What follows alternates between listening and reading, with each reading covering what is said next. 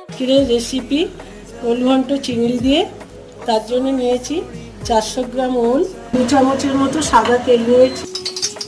এবার ওলটা দিয়ে দিচ্ছি, সামান্য হলুদ গুঁড়ো, সামান্য নুন দিয়ে আমি একটু নেড়ে ভিজে নেব।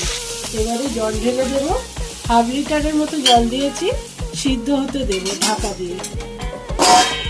ঢাকাটা খুলে দেখবো সিদ্ধটা কেমন হয়েছে। আমি এইটা দিয়ে ওলটা ভালো করে ধেসে নেব। ওলটা ম্যাশ করা হয়ে গেছে, দিয়ে 4-5 চামচ তেল দিলাম। শুকনো লঙ্কা আর কাঁচা লঙ্কাটা দিয়ে দেব, জিরাটা দিয়ে দেব। এবার চিংড়িটা ছেড়ে দেবো, টমেটোটা দেব, হলুদ গুঁড়ো দিলাম, আদা বাটাটা দিলাম, কাশ্মীরি লঙ্কা গুঁড়ো আর গোলমরিচের গুঁড়োটা দিলাম। এবার ওলটা ঢেলে দেবো। রেডি হয়ে গিয়েছে,